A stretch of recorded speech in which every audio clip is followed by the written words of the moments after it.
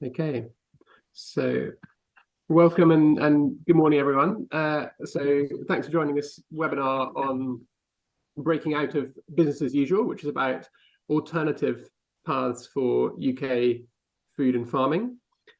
My name's Tom McMillan. I'm from the Royal Agricultural University, and I'm one of quite a large number of researchers involved in the Agri-Food for Net Zero network.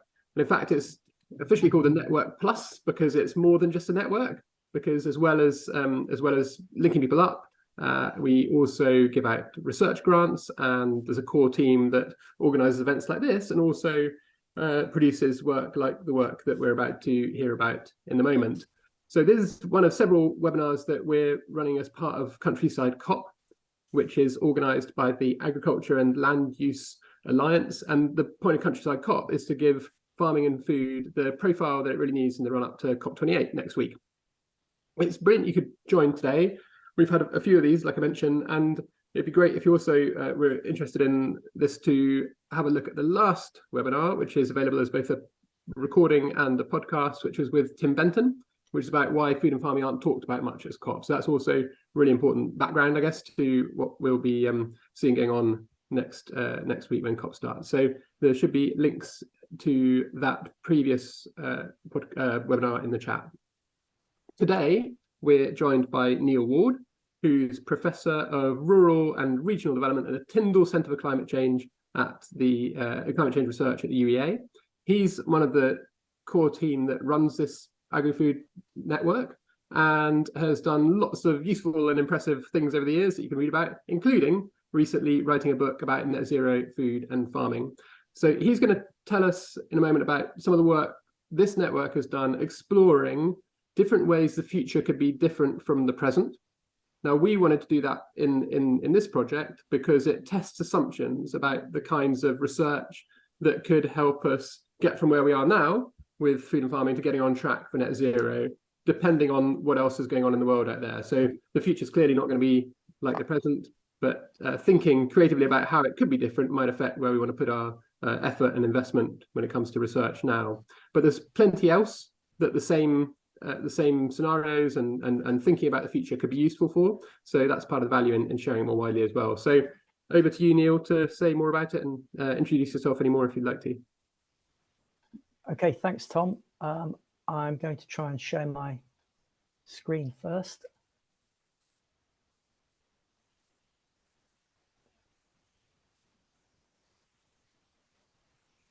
So is that looking all right to everyone? Yeah, that's great. Thanks, Neil. Right. Okay. Thanks very much. Okay. So because today is part of the Countryside COP program, I thought it might be useful to just spend a little bit of time at the start of this talk, just explaining a little bit more about the structure and work and purposes of the AFN Network Plus. So I'm going to just spend 4 or 5 slides at the start, just explaining that, because we might have some participants who haven't been involved in our webinar series before, and then I'll get on to the scenario work in a bit more detail. So we've now got over 1,000 members of the Network Plus. We've been going for just over a year, and around half, maybe a little over half of the members are academic researchers and researchers based in research institutes in the UK, but the rest is made up of members from third sector organisations, policy-making bodies, and we've got quite a lot of farmers and food industry professionals from across the food chain as members of the network as well. So quite pleased with the way that the membership has grown. We're working to identify key research gaps around the UK agri-food system and the land system, and particularly around this question of the transition to a net zero UK by 2050. The work of a Network Plus is very much to help inform research councils in their thinking and planning. So the work that we do and the outputs that we produce are in part about helping inform the research councils that collectively spend about £8 billion a year on research into all sorts of things, but a lot of emphasis on net zero these days. So we're trying to help shape thinking on what are the big questions that arise after the net zero transition question for the agri-food system. And as Tom said, alongside the kind of core research work that we do, we run lots of in-person and online events, producing resources, and we have a couple of calls for small research projects. We've done one in 2023, and there'll be another one coming in 2024. The project runs up until the end of 2025, so we've got 2 years left to run. They're the 4 councils under UKRI that have specifically put money into the network. So it's engineering and physical sciences, biotechnology and biological sciences, natural environment, and economic and social research councils. This is the team that spent most of the time sort of running the network. So Angelina Sanderson-Bellamy at the University of West of England, Tim Benton at the University of Leeds, and he's also based at Chatham House, Sarah Bridle at York, myself at here in Norwich at UEA, and then Stefan Kapinski, who's also based at Leeds, helped coordinate our team of champions. We have 9 champions working on the network over 2022 to 2023, and we've just appointed six new champions for the calendar year 2024, who'll start work in January. And Stefan leads on coordinating the work of the champions, and Jez, you know from the webinars, is our knowledge exchange fellow based here at UEA. And then beyond that team, there's a management team of co-Is, and Tom's a member of that group, and we've got an advisory board, and an early careers researchers board. So there's quite a lot of sort of institutional architecture around running the network and engaging with 1,000+ members. If you take the advisory board and the management team, we've got fairly good geographical spread around the UK. So we have institutions in Northern Ireland, Scotland, Wales, and around the regions of England who are involved in the management of the network. The work is organised into 4 work packages. So the first one is about creating a community of practice. That's building up the membership of the network and delivering activities that help facilitate network building. So that's the first work package. The second one is about co-producing a context-dependent roadmap. That's thinking about the different routes to net zero and the research questions that emerge from those different routes. So that's work package 2, and that's the work package in which the work that I'm going to talk today about is located in. There's the seed funding for research projects which help develop new research agendas. So that's work package 3.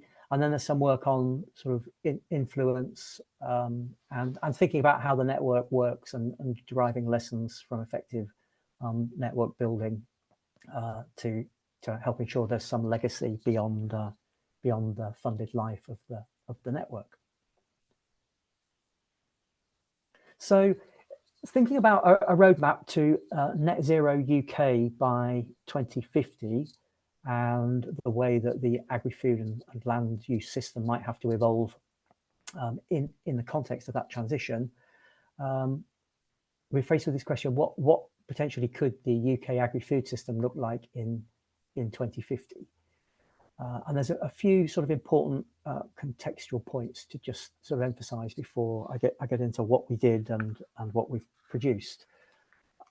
The first is the scale and the urgency of the challenge. So the sort of independent sort of statutory work of organisations like the Climate Change Committee have been producing ideas and prescriptions about what might be the scale and order of change required to get the emissions coming out of the agri-food system down to a sufficient level for the UK to be able to comply with its 6th carbon budget, and then we'll go on to the 7th carbon budget and so on, and get us to a net zero UK. So that's thinking about how emissions in the agri-food system fit in with what's required for the economy as a whole to get to net zero emissions. And the numbers are, quite significant in terms of the hectareage of land assumed to need to be transferred over to tree planting or growing energy crops,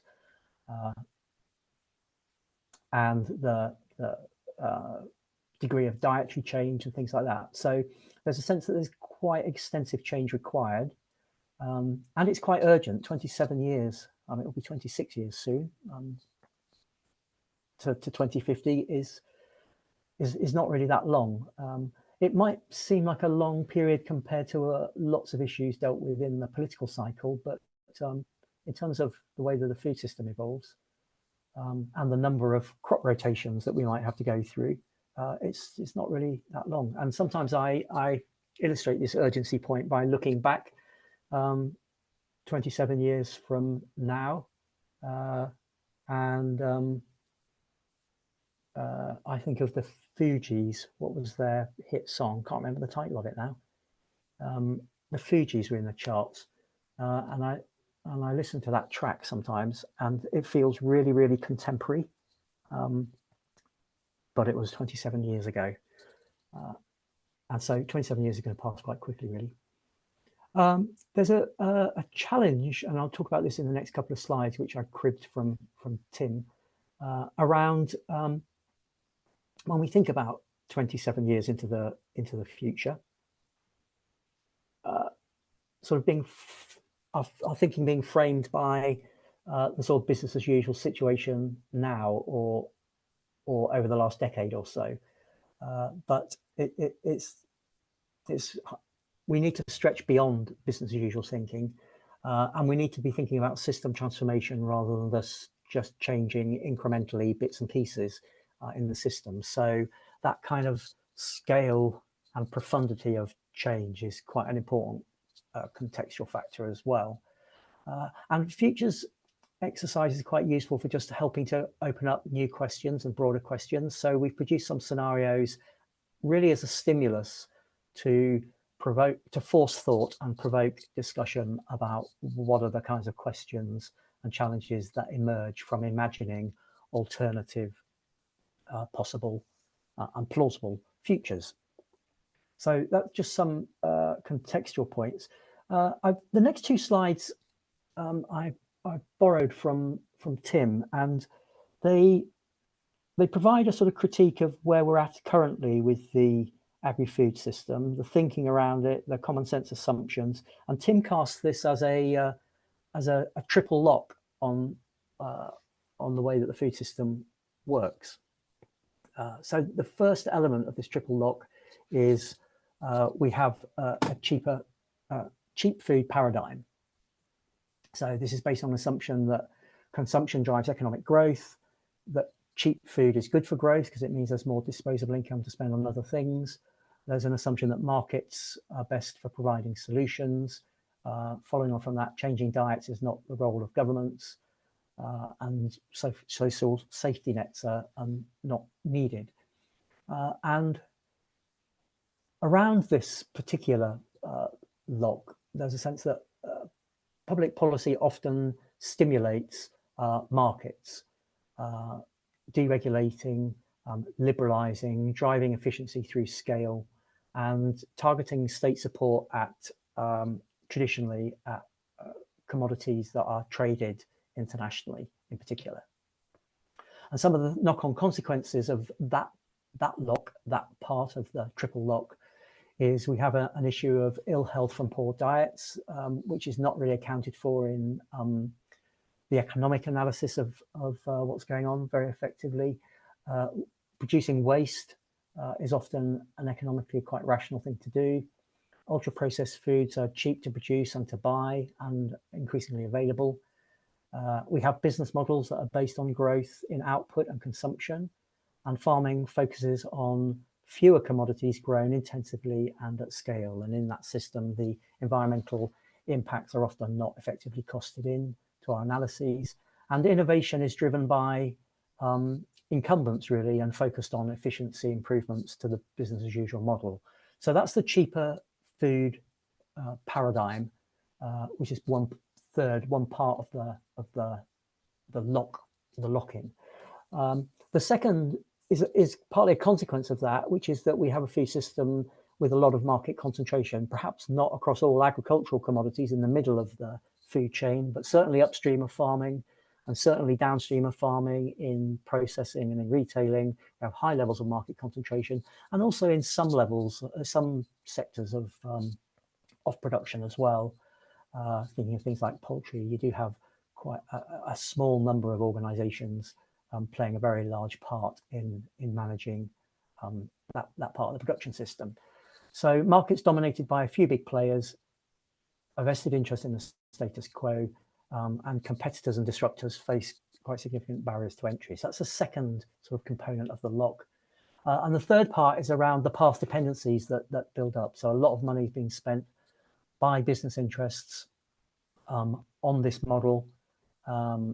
It becomes increasingly difficult to change tack because you have sort of increasing returns to continuing the with the model, and near monopolies are able to exert quite significant influence on things like the prices that are set. So what would be the sorts of leverage points where you might be able to develop change and advanced system level change? Well, I won't go through these in detail, and the slides will be part of the webinar that gets put up on YouTube afterwards, so people can follow up if they will.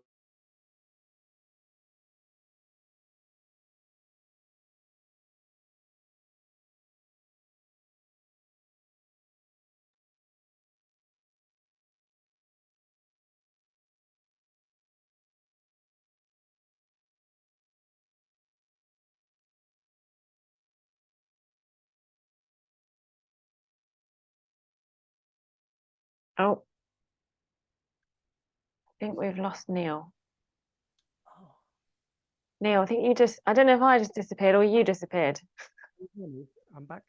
Can you hear me? Yeah. You can hear me? Yeah, I can hear you, but we've lost your slides. Okay, I stopped sharing to see what was going on, so I'll share again.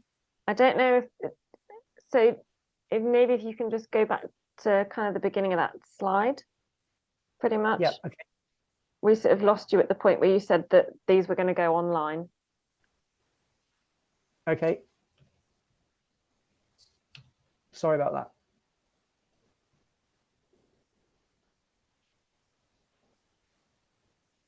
I won't go through this in detail, but different ways in which you can engineer system level change, changing the rules of the market, building market transparency, unlocking political change.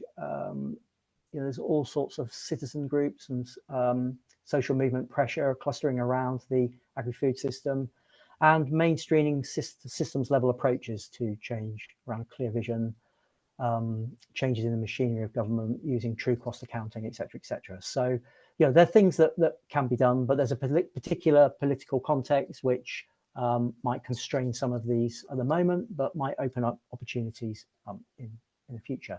So I'm going to talk about these scenarios that we developed, and the report is available on the website.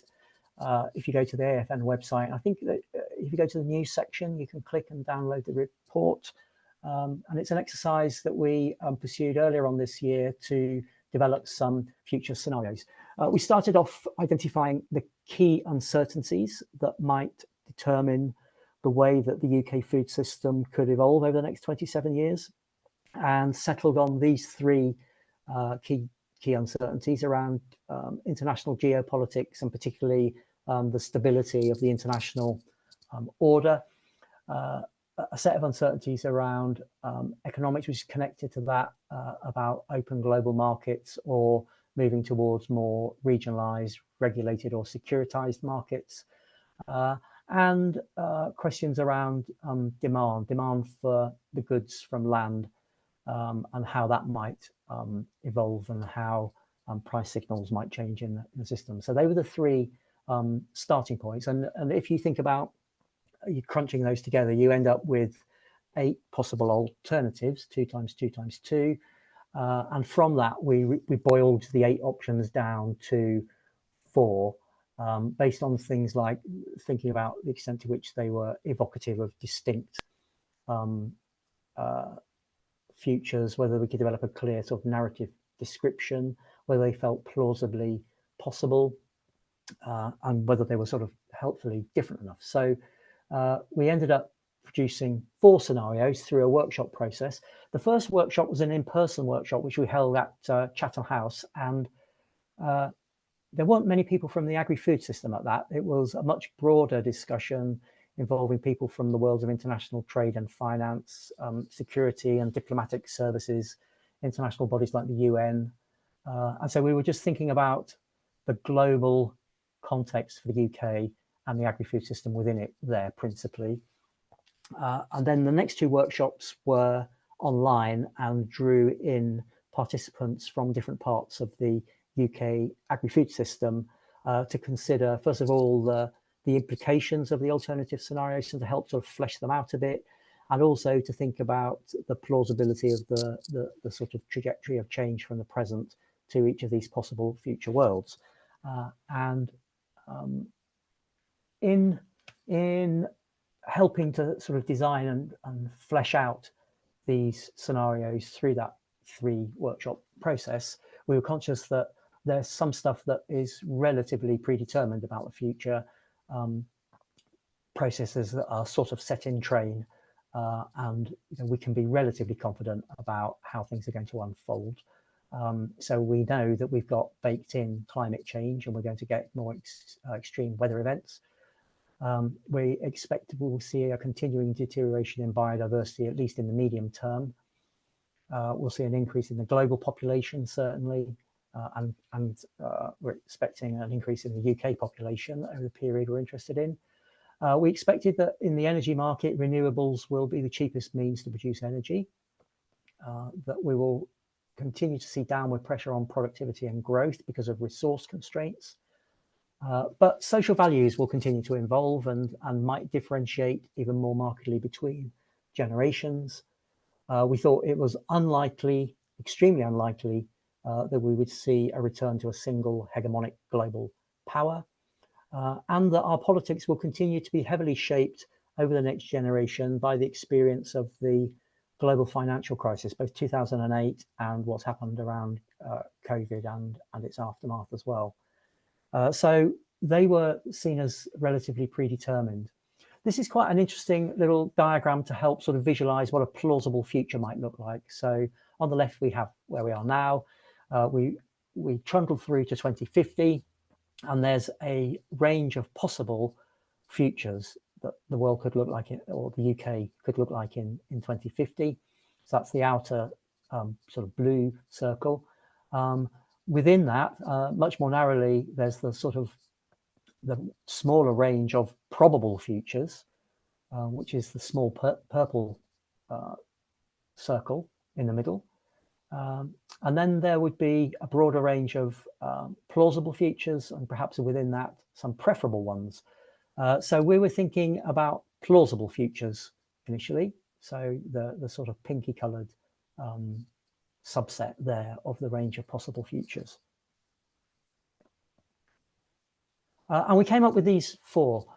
Now, these 4 future scenarios are not predictions of the future, but they are possibilities. And I think we would want to argue that they're sort of plausible possibilities.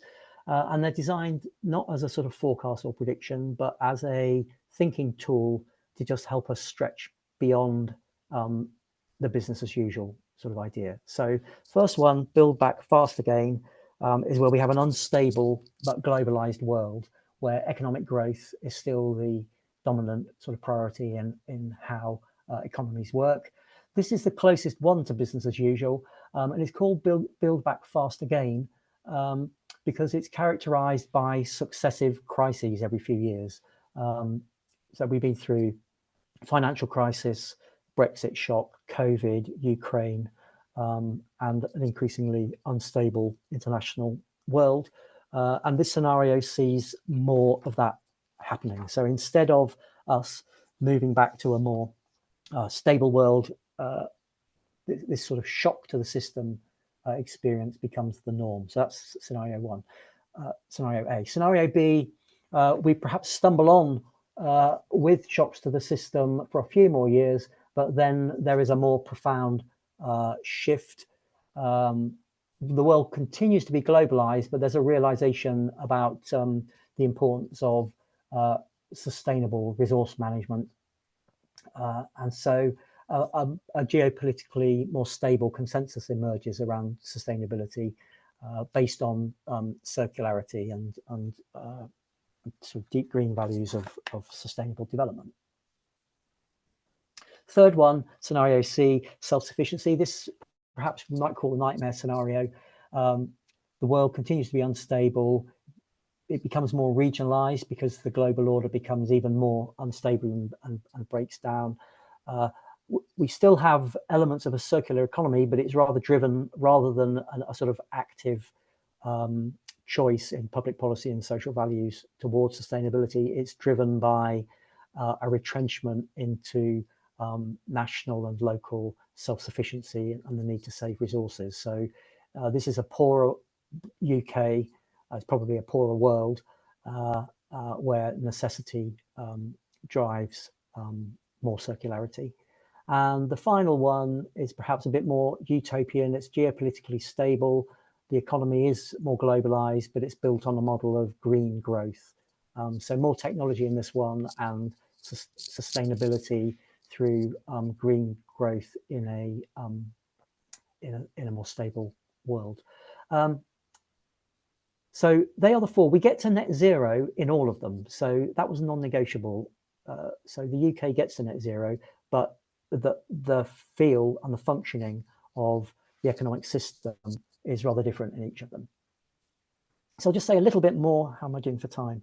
A little bit more detail about each of these and beginning to think about the research questions that follow from them. So firstly, in Build Back Fast again, so the sort of business as usual, stumbling from crisis to crisis one. So the dominant worldview is individualistic, transactional, a bit short-termist and market-driven. Globalization remains quite volatile. Supply chains become less dependable. Food supply is more uncertain, and nations have to work much harder to sort of secure production, and trade arrangements become more militarized as a result of some of those crises. So the political focus is continually returning to the economic growth imperative, build back faster, and not necessarily rebuilding better. So there's still a strong role for global corporations in this scenario. Food production is intensive and centralized. High level of ultra processed food, focus on industrial protein. Fresh food is harder to get, often unavailable, much more socially exclusive. Big retailers still dominate. We've got vertical farming prospering, but the net zero 2050 goal is achieved through technology and through sustainable intensification. The kinds of research questions and gaps that flow from that, and this is very preliminary thinking, and we're doing much more work to sort of flesh this out now, is, well, for example, this doesn't feel like a very comfortable scenario. So how might you think about changes in values to disrupt this sort of incumbent ideology and move away from this pathway? Might be one thing to think about, but also how to build resilience in the system, how to think about how mitigating climate change can be incorporated with adaptation, because we're going to be experiencing climate change affecting the functioning of the agri-food system in this scenario as in the others. What would be the technologies that could be adopted for resource use efficiency and maximizing yields, et cetera, et cetera. You see there's the issue of food insecurity and inequality, and how might those sorts of problems be mitigated, and it drives towards more cheap food. In circular worlds, the worldview is different. There's a more sort of shared, systemic, well-being orientated set of social values. Intergenerational fairness perhaps plays more heavily than it does today. So this scenario sees a change in the generational social values as quite an important driver in the switch. A new global order based on sustainability, climate action, circular economies, cooperation and well-being. Agriculture in the UK produces less, is more diverse, more mixed, more circular, lower inputs, improved carbon storage. Horticulture becomes more common. Food and farmers become more highly valued. Farmers focus on producing less but better, and margins are higher in this scenario. Sustainable diets become much more normalized. Meat becomes rarer and is more occasional. Food is more expensive. People cook more and eat a greater variety. So there's fewer livestock. Land is freed up for carbon storage. And I guess that sort of diet shift away from meat means that we're able to feed ourselves, but with quite a different pattern of production and land use. So the research questions that flow from that kind of future are around, well, how might change be driven in social values to disrupt the incumbent ideology and to perhaps move closer towards this sort of pathway? What would be the significant changes in behaviours in farming practice and in lifestyle to get here? The need for capacity building and changing incentives. And this would require a lot more work on farm systems to produce sufficient yields in a much more diverse and mixed farming way. The third scenario, so this is the sort of World War II, much more hardship really. It's much more security focused. So national security and security of supply chains becomes much more of a dominant idea. It's a fractured multipolar world. There's much more conflict. So national self-sufficiency and robust trade arrangements with very close by allied countries becomes much more prominent. We tend to be poorer. So, I mean, I think we are expecting GDP per capita to shrink over the next 3 or 4 years. I saw in the autumn statement, but this would be probably more marked and more extended in this scenario. So here, reduced emissions is sort of driven by necessity rather than active social choices, really. And food consumption becomes much more regional and seasonal. There's less meat consumption. There's less availability of fertilizers and the development of more alternatives.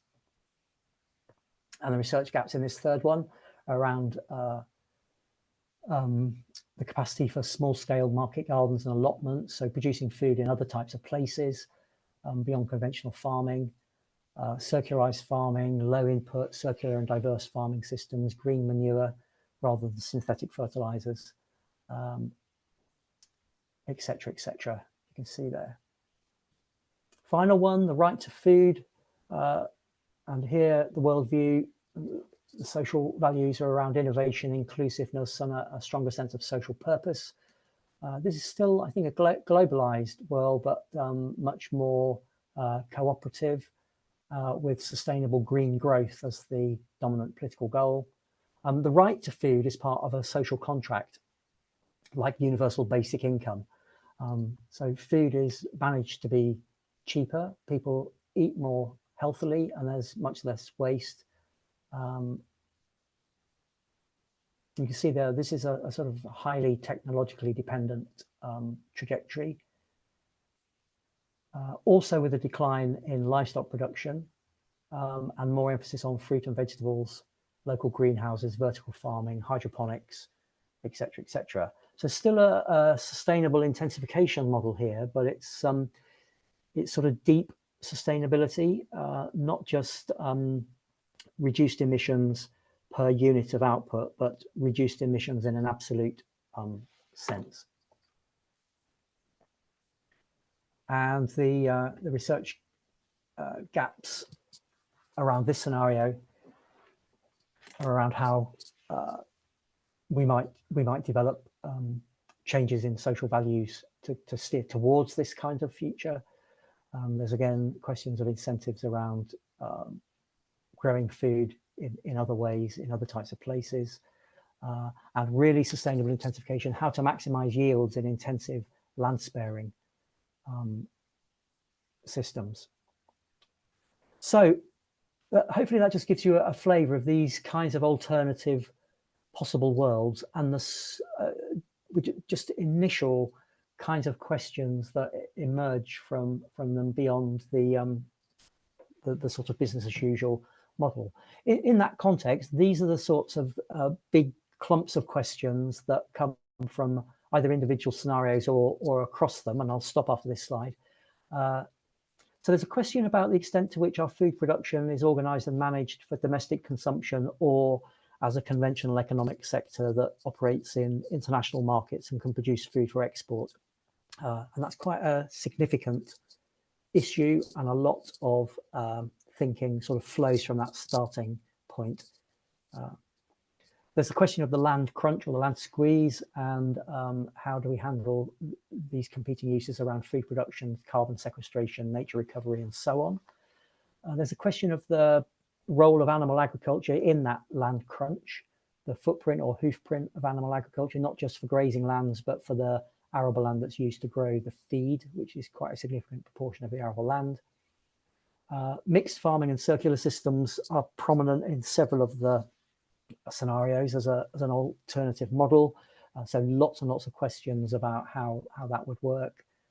Dietary change and the livelihoods in the livestock sector, where under several scenarios we'd see a shrinkage in the number of animals and therefore in the number of people likely to be employed. So I think this is the final slide. I think I might have gone over a little bit, but still some time for questions. And again, you can access the report and read it in full via the website. So if I stop sharing. Great. Thanks very much, Neil. That's fantastic. And we have, as you say, we've got just about 20 minutes for questions and further discussion. Now, if you've got questions for Neil, please could you use the Q&A button at the bottom of your screen and or wherever it is on your screen, and put your questions in there, and then we can sort of keep track of them, which ones have been answered and so on. And I'll need to read those out for you, I think. And then if you've got other comments and so on, do please put those in the chat and get some sort of extra discussion going on there, as some of you have been doing already. Now, there's a few questions that have made it into the chat, so I might actually start with those, and especially also with any questions that are specifically about the scenarios, and then move on to a few broader questions that are coming through as well. So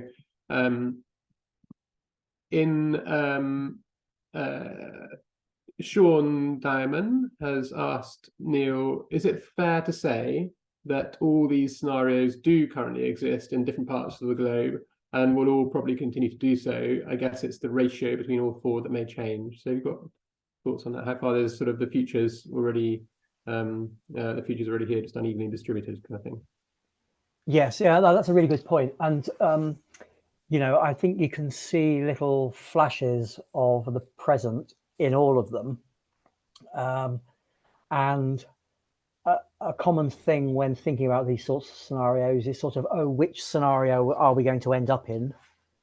And you think about that in a rather exclusive way, you know, one A, B, C, or D, when in all likelihood, in the UK agri-food system in 2050 will be a mix of that, you know, it'll be a mix of those four, just as the present you can see, you know, a sense of a mix. But the relative emphasis on those different kinds of characteristics might well vary. So we might look a bit more like scenario A or a bit more like scenario C. But certainly, I think hopefully you can see elements of the present, the current world, extrapolated forward in all of them. Yeah. Okay. Thanks. And a comment that implies a bit of a question, I guess, in from Bill Grayson in the chat, and I'll come to the ones in the Q&A shortly. But about whether the scenario that, I think it's C, the one which is sort of driven by necessity, and the constraint driven by necessity, and the poorer world scenario might enhance global society's long-term prospects of survival if it meant that we were sort of forced to live in a way that brought us back within planetary boundaries. And I wondered if you got any thoughts on that. Do you agree with that? What's your take on it? On the possible that's a sort of World War II-ish one. Social. It's really whether benefits of whether that sort of miserable, whether the sort of the one which you, I think, characterised as pretty gloomy scenario, in a way, that type of necessity-driven kind of shrinkage of our food system and economy back within planetary boundaries might serve society better in the longer run. So I guess is that the most likely way we'll get within planetary boundaries, I guess? I mean, I think it's a really interesting point, and it's just the sort of thing that the scenarios are meant to sort of stimulate thinking around those sorts of questions. It's rather profound, isn't it? And I guess that sort of sense of, oh, this is a dystopian scenario, this is a gloomy scenario, this is sort of World War II like and rationing. That idea and that feeling is very much framed by the current business as usual sort of thinking about economic growth, and in periods of economic growth, we've tended to be able to deal with social problems, have the capacity to deal with social problems more effectively, but it's not perhaps necessary that you need growth. That it's a question of social justice and distribution, and you might be able to organize things in a fairer and more socially just way with a shrinking economy. That's a question of politics rather than inevitability. So I think it's a really good question, because it highlights actually the way that by thinking of that in dystopian terms, we are applying some of those values of scenario one and economic consumption driven economic growth, and applying those values to that scenario. So yes, it's quite possible. It's just a question of politics of distribution, redistribution, isn't it? Thanks. And I'm going to pick up now some of the questions that are in the Q&A, and rather than take them in the order they've arrived, try and do them in a sequence, which makes sense. So one from Anastasia is particularly about social justice, and saying the scenarios focus particularly a lot on emissions and mitigation scenarios, with a little bit of some containing some social justice aspects. Were there any adaptation considerations taken into account in the scenarios? There was a lot of discussion on adaptation, particularly in the first workshop, I remember, and the relationship between adaptation and mitigation. I'm sure there's more that could be done. I mean, the report is not a very lengthy report, and I think that's something that can be picked up and thought about. I have to say, when we had a workshop earlier this week in London, and just had a sort of 20 minutes on the scenarios at the kickoff, just to sort of give a flavour of alternative possible futures. And it was quite interesting in the discussions that flowed that questions of social justice and fairness were really prominent in the way that people responded to the scenarios. Adaptation, I think perhaps less so, and I think there's work to be done on helping build understanding and awareness, both in the scientific community but also in the wider public, around what might we expect in terms of the impacts of climate change over the next 27 years, and how that's going to disrupt our plans and our thinking. So, for example, a good example would be on tree planting and the 850,000 hectares or whatever it is that that we're supposed to be finding to plant, in the context in which fires might become more of a risk in the UK, and this is something that we're picking up in the sort of discussions around the network. Are we thinking enough about how we manage fire risk in that future of more forest cover in the UK? Yeah, and then one of the other things that was also talked about a little bit around picking up on the previous strand discussion in the workshops was around whether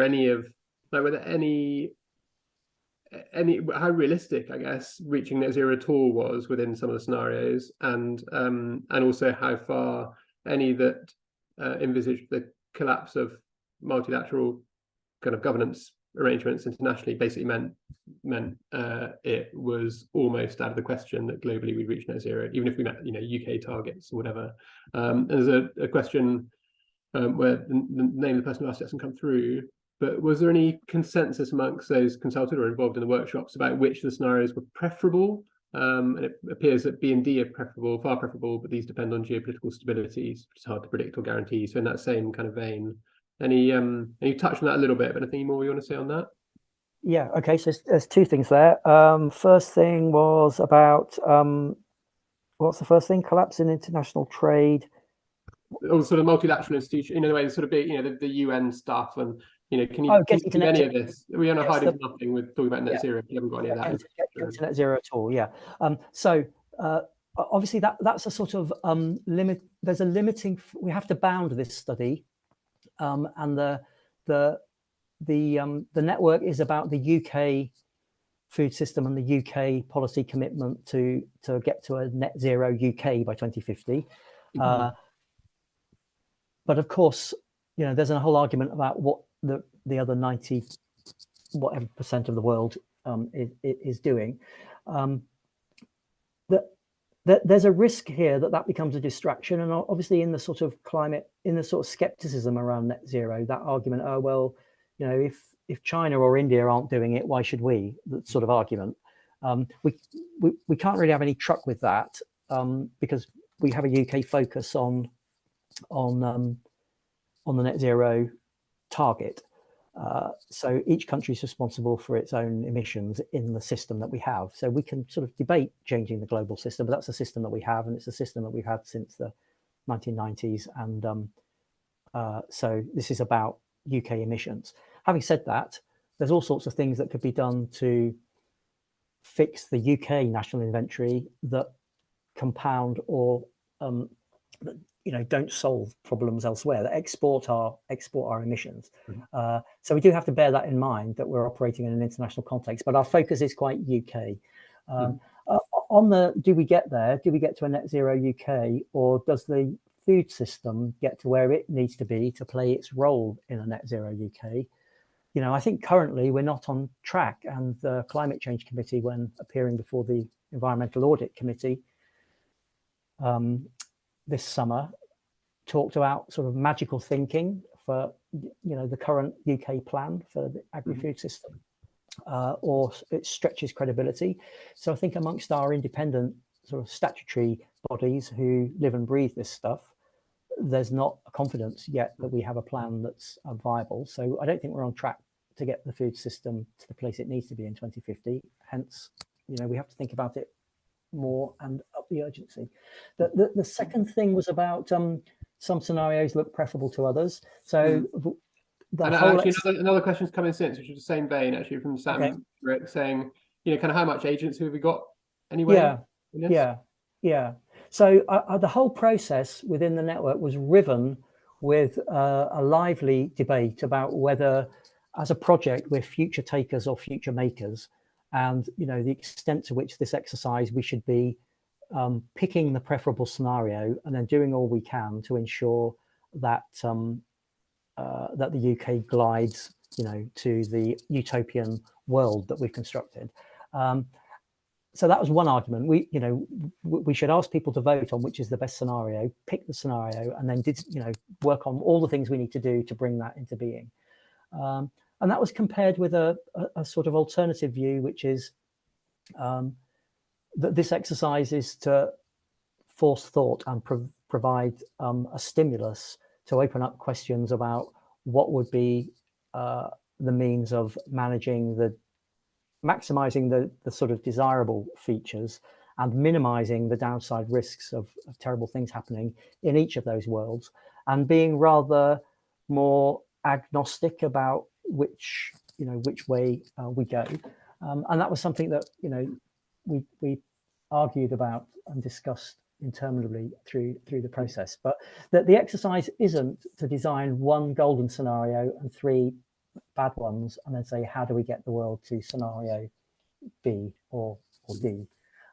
Although, you know, popularly people find 2 of them more preferable than the other 2. But I guess there would be, I don't know, there might be some people who really don't like those ones. There will be winners and losers in all of them, won't there? Yeah. So we've got a few minutes left. There's loads of questions. I'm going to start kind of rolling some of them together and try and cover off a few. So there's one about, so either Chloe or Jonathan Hutton or both of them together. It's a joint name on there. Say perhaps fairly. These are all very academic. I'm a farmer, but also ask. So I guess as a kind of so what, as in it's all kind of pretty abstract stuff, but also quite a few questions around specific things like, you know, if you taxed emissions, would that help? And then a question from Emma Rowe about, you know, how far should the focus often on reducing meat. How far should we also be thinking about what we import, and both as a source of sort of disruption and potential injustice, but also in terms of the impact.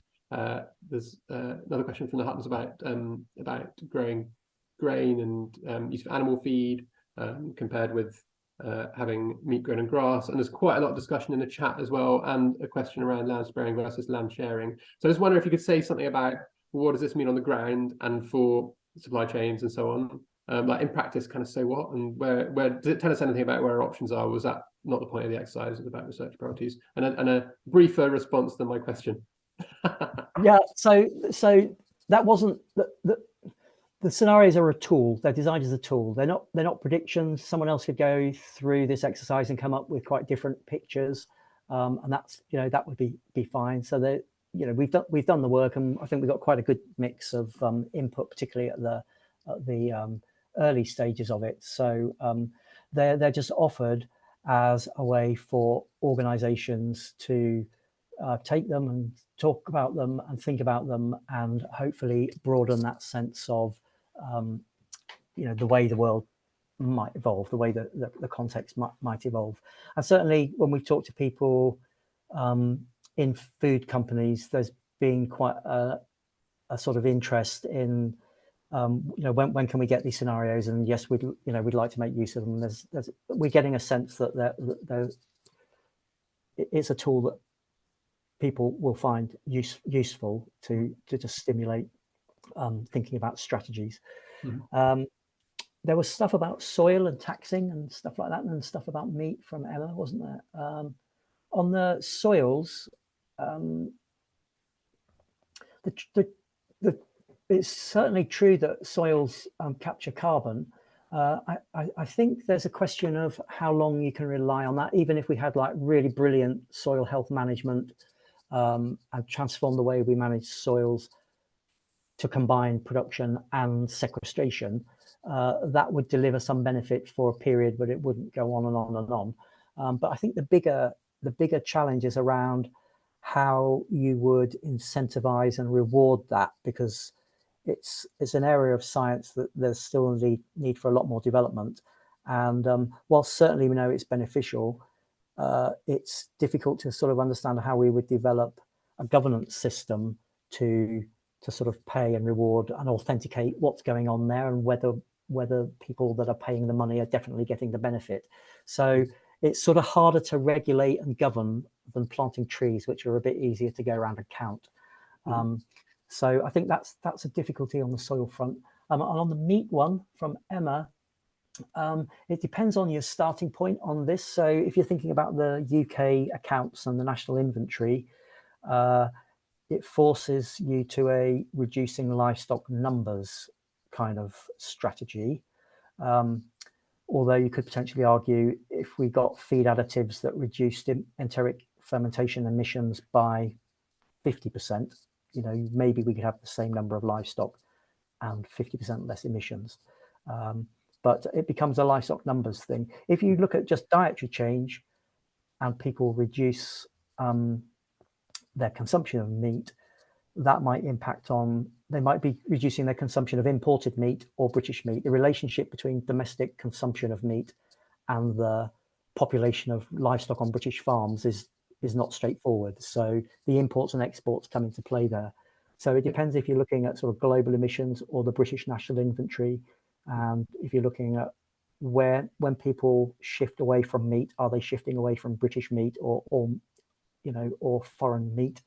So it's quite complex. Neil, sorry, we're nearly out of time. I want to squeeze in one more question that a couple of people have touched on, which is about the role of this network, both in what work we're doing with community groups and networks that are working in this area from Bill Grayson, and then there was another question about what role this kind of network should have in influencing what government does. So just in half a minute, and then we'll wrap up. Thanks. Yeah, I think having so many members and a broad coverage across the sectors in the agri-food system is really, really helpful. And the fact that we're an academic organisation, so independent of economic sort of interests within the food system, means that it's quite a good platform to be able to project and influence. And there is quite a lot of interest. I mean, straight after our workshop this week, there were people in Parliament that were wanting to know how things had gone and are interested in what we're finding from our dialogues. So I hope that the work will have influence.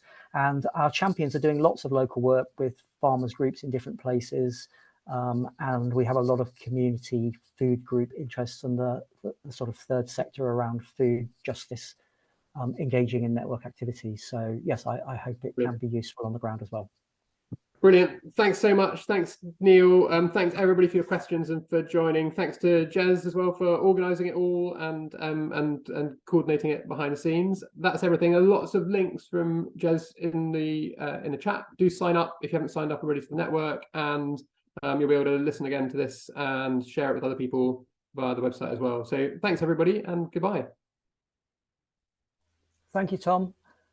I don't know whether you're able to save the chat, Jez, and